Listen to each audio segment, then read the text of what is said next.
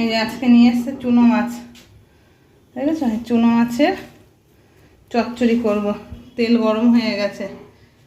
এই তেলে কুমড়ো ভাজা হয়েছিল, কুমড়ো ভাজার তেলগুলো তেলটা গরম হয়ে গেছে। কুমড়ো ভাজার তেলটা গেছে কালো হয়ে, তার মধ্যে তেল দিয়ে দিয়েছি, কোনো ব্যাপার না। এখন এই মাছগুলো সব ভেজে নেব। অল্প অল্প করে ভাজতে না, মাছটা ভাজতে অনেকটা সময় লাগে। মাছটা করবো আলু দিয়ে, আলুটা কেটে ধুয়ে একটু জলে ভিজিয়ে রেখেছি।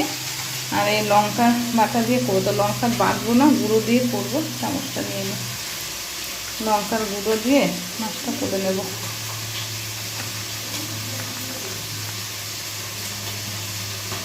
রান্নার জন্য বেশি দিলে আবার ঝাল হয়ে যাবে। হলুদ দিয়ে দিই, এবার নুন দেবো। নুন দিয়ে দিলাম, এবার জল দিয়ে মশলাটা গুলে রাখবো। মাছটা তুলতে দেবো।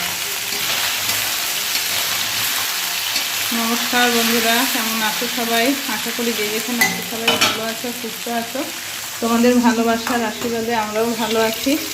দেবযানী ডেলি ব্লগ চ্যানেলের নতুন একটা ব্লগে তোমাদের সবাইকে অনেক স্বাগত জানিয়ে তোমাদের সবাইকে সঙ্গে নিয়ে আজকের ভিডিওটা শুরু করছি। আমার সঙ্গে থেকেও পুরো ভিডিওটা স্কিপ না করে দেখো, আশা করি ভালো লাগবে। কেমন? আজকে হলো রথযাত্রা, শুভ রথযাত্রার অনেক অনেক শুভেচ্ছা সবাইকে, ঠিক আছে? এই মাছটা করবো। সকালে করেছি ডাল, করেছি আমড়া দিয়ে, পটল ভাজা, আলু ভাজা, কুমড়ো ভাজা হয়েছে।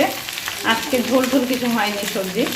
আর নিয়ে এসে চুনো মাছ, এই চুনো মাছের চচ্চড়ি করবো, ঠিক আছে? আর কি করব দেখো, এই যে এগুলো কি চিনতে পারছো? কাঁঠালের বীজ। কাঁঠালের বীজগুলো শুকিয়ে রেখেছিলাম, তা সেগুলোকে দেখো পাতলা পাতলা করে আমরা কেটে নিয়ে এসেছি। এই যে একদম পাতলা পাতলা করে দিয়েছে।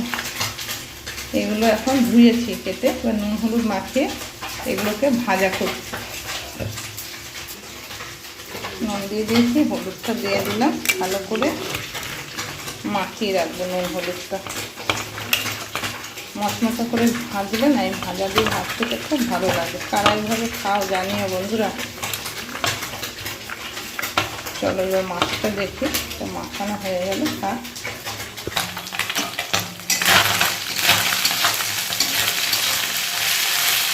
হয়ে গেছে দেখি, চলো আরেকটু নাড়াচাড়া করে মাছটা তুলে নিই। এই মাছগুলো ভাজা হলো, আবার চাপিয়েছি আর রয়েছে। এই মাছ ভাজা হতে অনেক সময় লাগে, যেমন তেল লাগে তেমনি সময় লাগে। মাছ ভাজা হবে, তারপর আজকে এই চুনো মাছের চচ্চড়ি রেসিপিটা আমি তোমাদের সাথে শেয়ার করব, ঠিক আছে? চলো মাছগুলো আগে ভাজা হোক।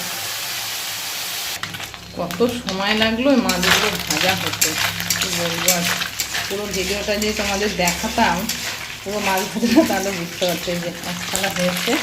আর এই কথা হলেই কমপ্লিট।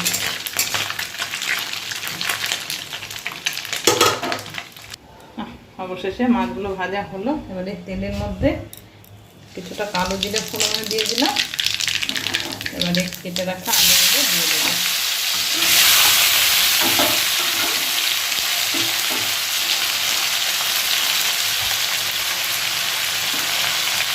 তিনটে কাঁচা লঙ্কা চিড়ে দিলাম। এবার নুন হলুদ দেবো, নুন দিয়ে দিলাম। নুন হলুদ সব দেওয়া হয়ে গেল। এবার ভালো করে নেড়ে মিশিয়ে দেবো।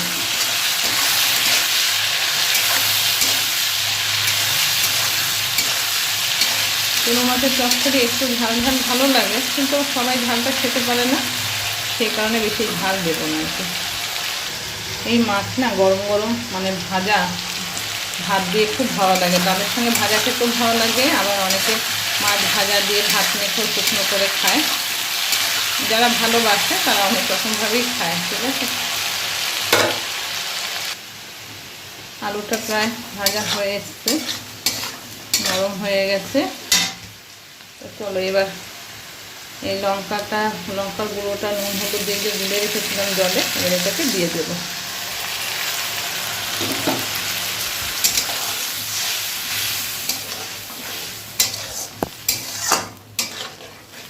ভালো করে মশলাটা কষিয়ে নেব। একটু চিনি দিয়ে দেবো।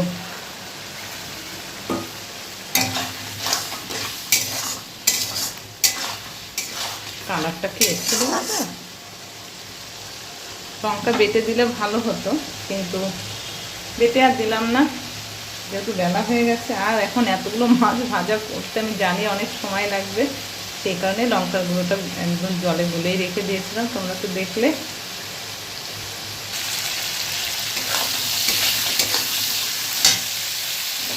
চলো মাছ ভাজাটা দিয়ে দিই। ভাজা মাছ খাবি একটু?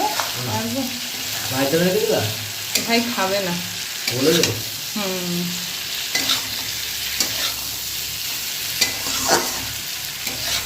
ভাইরা তো আজকে নিরামিষ খাবে, নিরামিষ খাওয়াই তো দরকার ছিল, কিন্তু আজকে তো দাদাল পারে না বলে মাছটা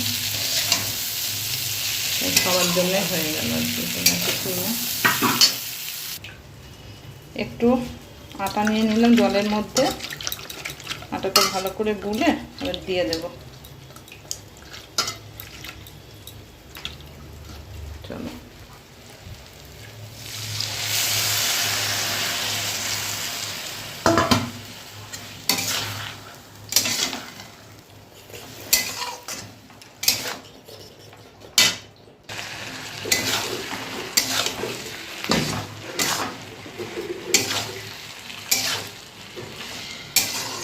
আর একটু হালকা নেড়ে নামিয়ে দেব।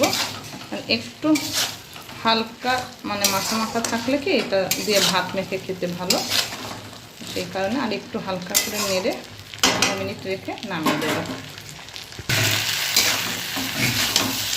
হয়ে গেছে, এবার চলো গ্যাসটা অফ করে নামিয়ে নিই।